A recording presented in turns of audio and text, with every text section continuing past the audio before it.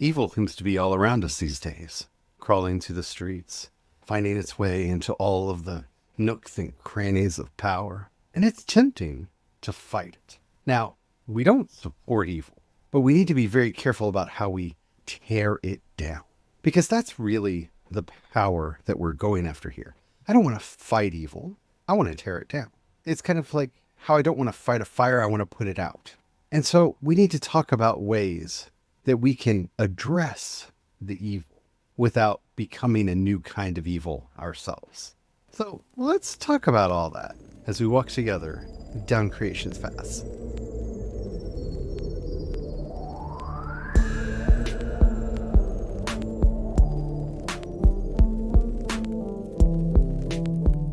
Hello everyone, my name is Charlie. I am a Christopagan Druid and priest of Bridget. Hello everyone, my name is Brian. I'm a Christopagan Druid and sous chef to the Dagda. Today we're talking about how to struggle against powers and principalities in high places. Because our war, and we are at war, is not against flesh and blood. And it's not even really against evil. It's against the various systems that empower evil. Because until you see what the real problem is, it's just going to keep coming back over and over and over again. It's just a game of whack-a-mole. And honestly, never really liked that game at the arcade. Don't understand why it's there. But before we get into it, if you haven't already, don't forget to like, subscribe, and follow whatever the terminology happens to be on whatever app you're listening to us on.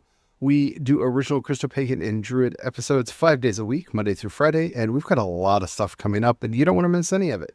All right. Even. I was just thinking about whack-a-mole there. I chuckling. It was one of the times I got kicked out of the arcade because we were playing whack-a-mole in an argument with a couple people, and I was like, look, if the point's the hit count, it's the hit count. How many times can you hit it? And they're like, no, the point's to stop it. And I go, then here, I win. And I went over and unplugged it. It stopped. I won. The mole no longer popped his head back up. I got kicked out of the store for tampering with the devices and causing a scene. But I was right, because that's the thing. Like, what is the point of what you're doing? The point is to unplug the machine. Yeah, the point's to unplug the machine. That seems to be the problem that we have with everything that's going on in the world right now is we have to stop this evil and that evil and this evil and that evil. And yes, I'm not saying that we tolerate evil. I'm not saying that we allow bad things to happen. I'm not saying any of that. I am saying that you don't reach across the aisle to make friends with people who want to do bad things just because you think that they are going to help you defeat some amorphous evil that you've given a name. See, there's a lot of magic and power in names. We talk about that a lot on this podcast. And the problem with evil is it's a name. It's a label that we can ascribe to everything and anything. And for those of you who have seen it, it's that scene at the end of Revenge of the Sith. Well, from my point of view, you're evil. And everybody kind of laughs and chuckles because it seems so over the top. But you realize that's where we're at right now. It's Anakin and Obi-Wan just kind of arguing over which one's evil while Palpatine's in the background going the whole time. That's what's going on here. When the Apostle Paul says, we strive not against flesh and blood, but against powers and principalities in high places. This isn't to say that all we need to do is cast a spell or do an exorcism and everything's fine. You see, those powers and principalities are the systems that control the universe. That's what we're striving against. It would not have made sense for Christians and in Paul's day to go out and protest the Roman emperor or the Roman proconsul because they'll just get crucified like Jesus did and the system will carry on. In fact, the system doesn't get broken until, well, Alaric invades and kind of breaks Rome for a little bit. And, well, has Rome ever really fell?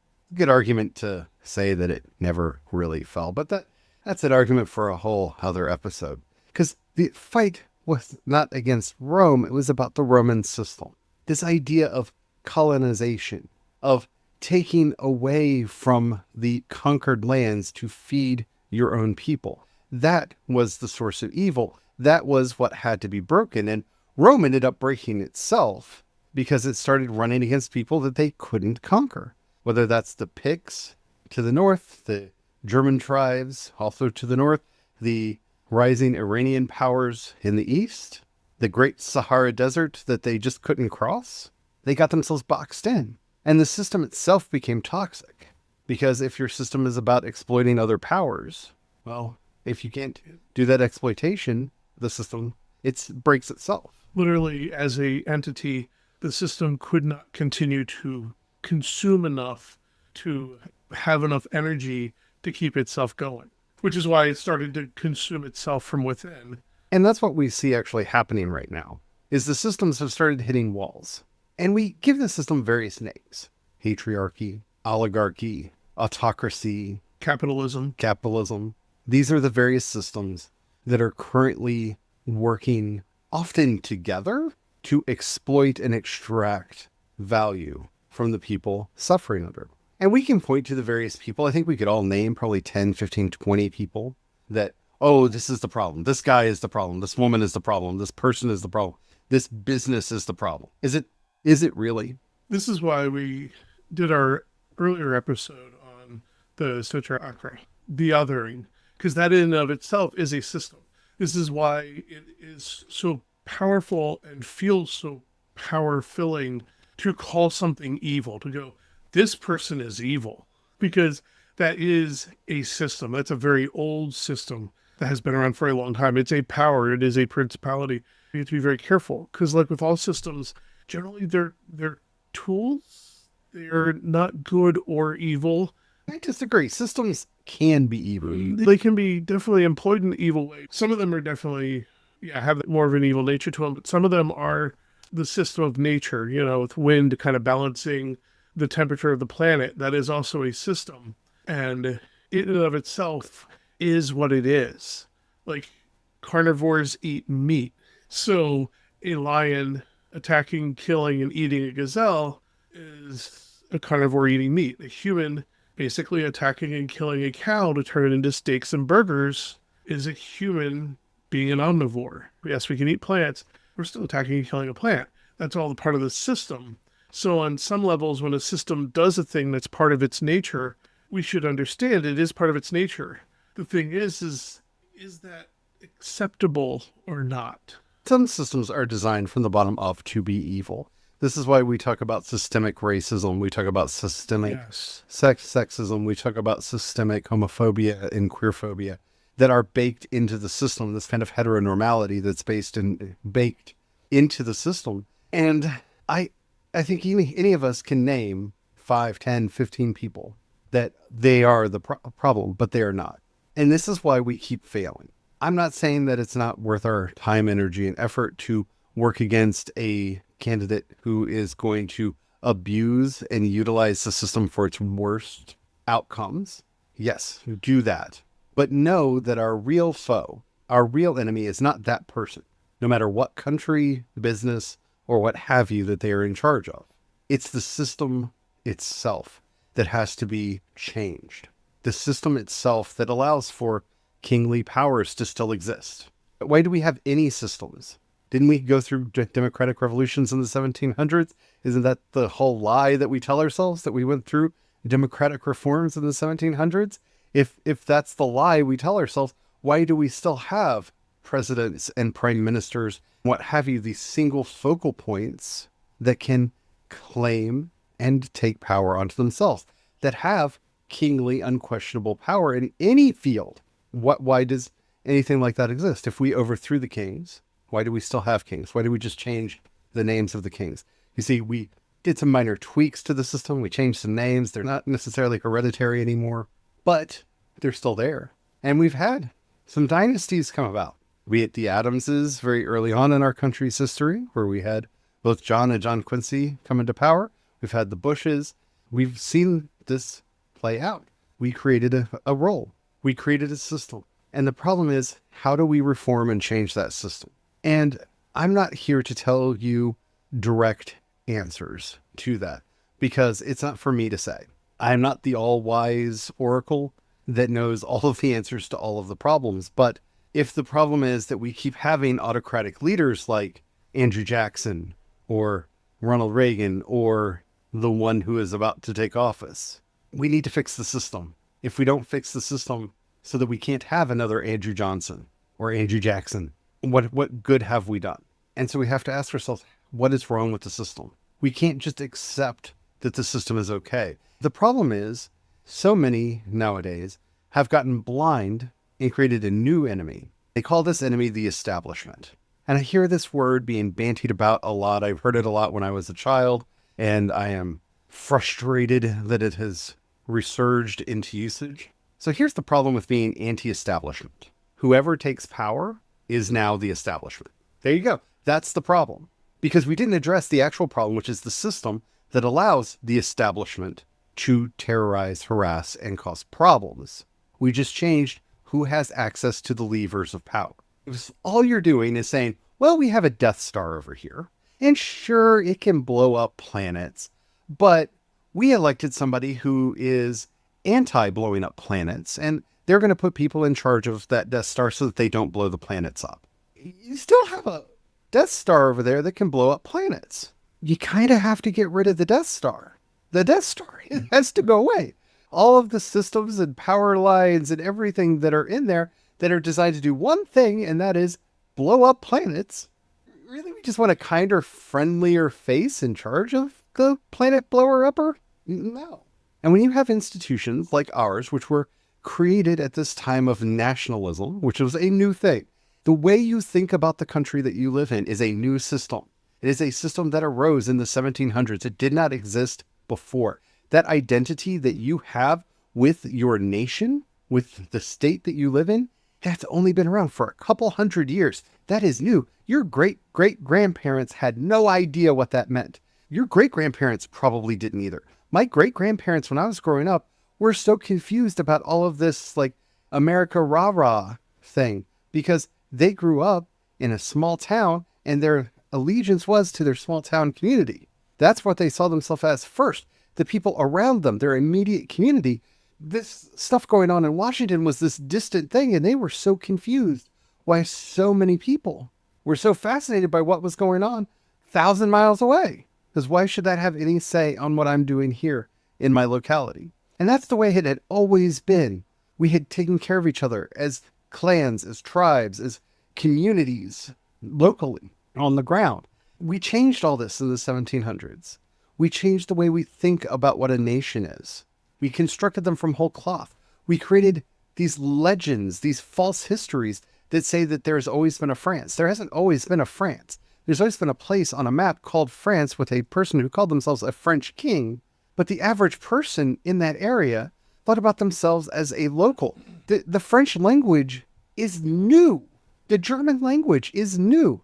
Up until the 1700s, there were varieties of German. There was German all over the place.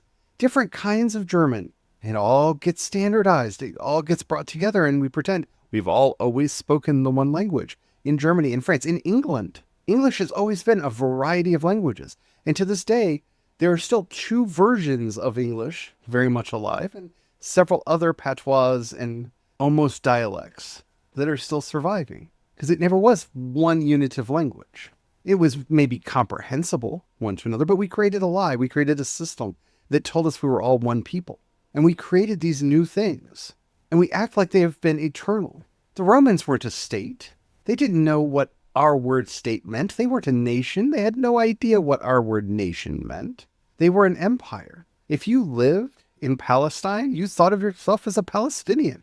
If you lived in Gaul, you thought of yourself as Gaulish. You didn't think of yourself as Roman. In fact, the only people who were allowed to think of themselves as Roman were people that the Roman Senate had given the legal right to. And that was rare. At the time of Jesus, the Sabines had only just been allowed to call themselves Roman. And they were conquered some 300-400 years before. They'd just given them the right. You could think of yourself as Roman. That was a different system than ours. But when you start understanding that it was a different system from ours, we didn't revive Greek democracy. Did you know in Greek democracy, if you passed an unconstitutional bill, you personally had to pay fines and reparations for the harm that your unconstitutional bill wrought? We don't do that. We don't do a lot of the things that the first democracies did, though we claim descent from them. because it's a nice story. The people that we're fighting against are symptoms. They're symptoms of rotting systems.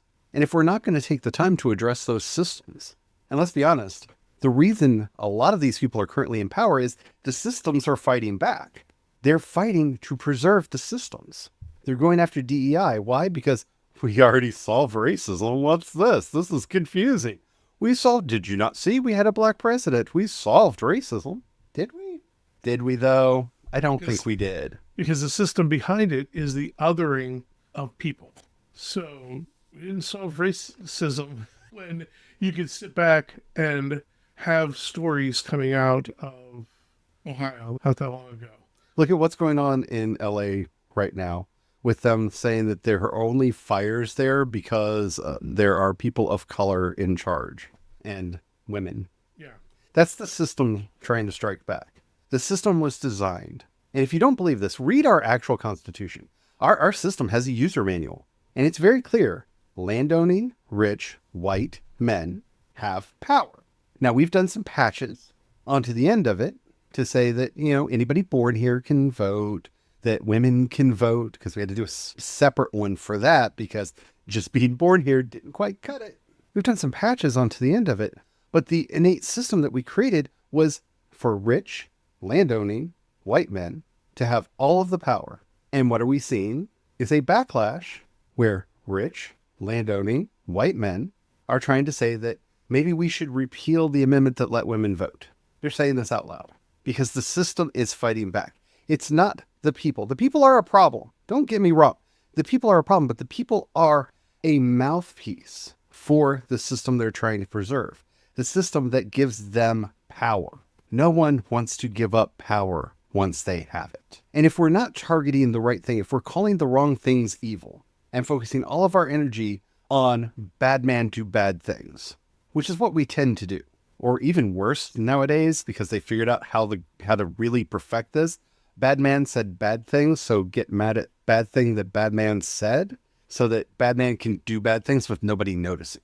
See, they understand how the system works, how they can distract us. Because while bad man is saying bad things so that we're distracted fighting what the bad man said. By the way, this is true not just in our country, but around the world. You can put any bad man into this mold. And some bad women, just historically, we can put a Margaret Thatcher in there, right? But that's a distraction so that we don't see what the system is doing in the background. We're not going to fight for ending mass incarceration when they tell us, don't believe your lying eyes. There's crime everywhere. Aren't you afraid? Aren't you afraid? Aren't you afraid? Well, the crime statistics are still down. Crime has causes. And if we don't address the causes, we're not going to fix the crime. If people are hungry, they will steal for food. They will. If they don't have anything, they're going to steal to have something. It's the system working the way the system is intended to work. It's keeping poor people poor and pushed down, and then punishing them for acting out. Now, that's not the cause of all crime, but it's a lot of it.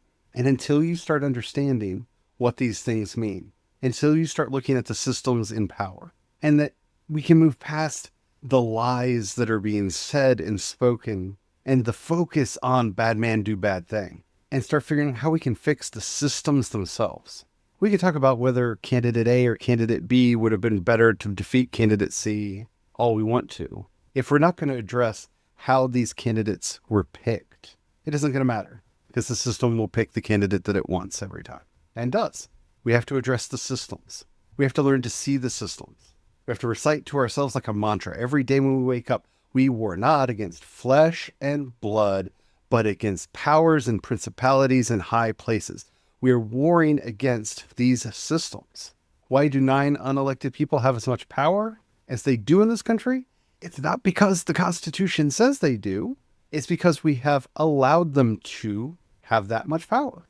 They claim that power, and we just said, okay, and let them have it. There are things that we can do systemically to rein in that power. There are things that we can do systemically to control how weapons are sold, both at home and abroad. There are things that we can do to affect and change the system. Maybe have a UBI, maybe have universal health care, maybe find ways to spend more of our time and care and concern taking care of one another and less time worried about what other people are doing that doesn't affect us. But see, the system wants you worried about what are you doing in your private house, because then it can get away with whatever it's getting away with. Dion Fortune, in the Cosmic Doctrine, says that the reason good has not triumphed against evil is because when good fights against evil, it gets locked up. They kind of lock up against each other, and because evil is a force of entropy, it just wears down good and keeps pushing forward while good can't move. And that's what we're doing. We're locking up, we're seizing up all of our energy in bad man is bad. Yes, bad man is bad. Bad men are bad. Bad people are bad. Yes. Stipulated. I am willing to stipulate for the record, bad people are bad. This is also, you'll hear me often refer to the imagery of light and dark, because once again, this is another one of those situations. You just need to bring the light, because, for instance, going to one of the earlier systems, a lot of systems often like to say, I don't have the resources to do whatever you've just requested. That is like the first easiest excuse. We do it in our own lives. We've got dishes to do, some cleaning around the house. I don't have the energy for that. I'm short resources, because that is the system saying, so the first thing you have to do is shine light on that situation. Pull up all the resources available, all of them. Remember, the system's going to hide a whole bunch of it, pretending it's already allocated or it's already in use somewhere. Is it really? Is it honestly really? When we say we don't have energy, well, did we just spend the last 30 minutes pacing around the house? Did we just spend it worrying about something? Because that's energy spent worrying about something for the last 30 minutes that we could have spent cleaning for 30 minutes. We spent the energy. The resource exists, but until we shine light on it, because we'll want to go and attack things. So we'll want to go, okay, well, I have to attack my lack of resources, when in a lot of times it's just we chose to spend it other places. Same thing with the budget. A lot of these, in politics, the easiest thing is to go, we don't have the budget for that. And you know how many $1 trillion that would cost? We don't have money for that. We need to pass this $2 trillion tax cuts. Wait, excuse me. So we need $2 trillion to do this thing that would be beneficial to the majority of Americans, but we don't have that money, but we can give $2 trillion to people who already have billions? You see how the system works there? Yeah. Do you see the system working there? And when you shine light on it, see, instead of just trying to fight the evil, spending that energy trying to resist entropy, you just shine light on it and it'll disappear. The darkness can't comprehend it. It will just disappear, because suddenly you realize, oh, those resources already exist. Or if it actually is a shortened resource because we're starving ourselves, then we go, wait, we're starving ourselves. Maybe we need to intake more of those resources so we're not starving. In the cases of the tax cuts, well, the taxes do serve a good purpose if allocated, if spent correctly. That resource, yes, sometimes it's too much and we can cut back, but we need to shine a light on it instead of fighting against this, that, and the other. Most prosperous time in our history, we had 90% taxes on the rich. And that's truth. You can look into the facts of that. That's what brought us the hippies. That's what brought us an entire generation going to college and all of these leaps and bounds forward. And look, I'm not here to specifically advocate one position or another. And it's not because I don't want to take sides. Trust me, I do. I don't want to get distracted from the main point that we're making here. The way you fight a system is to change it. There's a wonderful line in Kendrick Lamar and SZA's song Luther, where they sing together, "If it were up to me, I wouldn't give nobody no sympathies. I'd take away their pain. I would give them everything if this world were mine." And that's really what we're talking about here. The system that we've set up is bad thing happens, thoughts and prayers, nothing changes, bad thing happens again. That's not sustainable. That's not a sustainable system. A particular healthcare company that recently experienced a tragedy has now decided that you need to justify whether or not you need breast cancer treatment. Because, maybe you don't. Because the system is flawed. Healthcare should not be for profit. I know we've been swimming in this capitalist soup our entire lives, and I know people get frustrated and we get unsubscribes every time I mention a possible end to capitalism. But if we can agree on anything, certain things should be outside of capitalism. You shouldn't make a profit on other people's suffering. Just simple. Case closed. You should not make money off of other people's suffering. Hospitals should be not for profit. Medicine should be not for profit. Taking care of people should be not for profit. Making sure people are fed, clothed, and housed should be not for profit.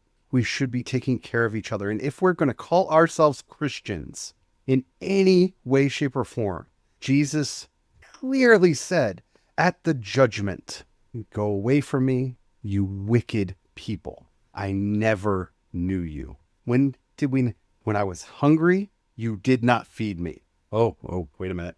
When I was thirsty, you did not give me drink. When I was naked, you did not clothe me. When I was sick, you did not visit. When I was imprisoned, you did not relieve my suffering. When I was a stranger amongst you, you did not give me aid. And they will say, "Lord, when did we see you in these states?" And I will say to them, "When you do this to the least of these, my brethren, you do it to me." You want to know what the gospel is? You want to know what Jesus said would send you to hell? Because I know what all your megachurch pastors think will send you there. I don't care, because they're not my savior. They're not my God. Jesus said, not feeding the hungry, giving water to the thirsty, taking care of people is what's going to send us to hell. And whether you believe in a literal hell or not, look at what's going on right now around this country and tell me if we're not building hell on earth, because we're not feeding the hungry, giving water to the sick, taking care of the sick, those who are in prison, those who are refugees in our land. Tell me we're not already building a hell on earth here. We don't even have to wait for an afterlife. That's what we're supposed to be doing. That's how we're supposed to be taking care of this. Our war is not against flesh and blood, but against powers and principalities and systems in high places. And we need to tear those systems down. I hope this has meant something to you. I don't know what to ask you to do in the comments. Just, I don't know, heart emojis. I don't know. Because I don't want this to become a grievance fest. I don't want to say, well, name some evils that you want to fight against, because I don't want this to turn into a grievance fest. Really, what you should do is just hit them with that fire. Bring them before the light. The minute you start thinking, there's this evil or that evil, we should go to war against it. Make sure that it's a system, not an individual. You can resist individuals, but generally the individuals, just got to bring them before the light. If we change the system, then the evil people don't have power. Because even if they get into office, there's no power for them to pull any of those levers. Maybe, I don't know. Let me know what you think. I'm sorry. Let me know what you think. I have a lot of passion in here. You can hear the Southern preacher in me start coming out. But we have to make a change. Hey, if you want to leave a comment, if you're listening to us on YouTube or Spotify, you can leave a comment right there. Anywhere else, they won't let us know. You can leave a comment there anyway, because engagement is magic. But head over to creationpaths.com, click on chat, and you can leave a comment there, because then we will be able to see and get back to you. While you're there, if you have any dollars you can pass our way, we offer monthly and annual memberships over there. That money really does go to help us keep the lights on, keep food on our table, and a roof over our heads. Thank you to everybody who does that. Y'all really do mean the world to me. Sorry, I'm all worked up right now. Actually, I'm not sorry. You can also support us on Patreon and Ko-fi. I'm C.E. Dorset on both. And if you don't have any money right now, or you're not sure that we're the kind of people that you want to give your hard-earned money to, that's perfectly all right. But if you can help us to grow by sharing what we're doing with other people that you think might benefit, greatly appreciate that. As we're heading out, I invoke him a lot because he's one of my patron saints. When I was baptized in the Catholic Church, I actually took his name as one of my confirmation names. O Saint Michael, Archangel of Compassion, who wields the sword that cuts between right and wrong, light and darkness, truth and lies. Help us to find a way to get to the core of the systems that are oppressing us and find ways to change them or tear them down so that we can move into a more just and holy world. Amen. Amen.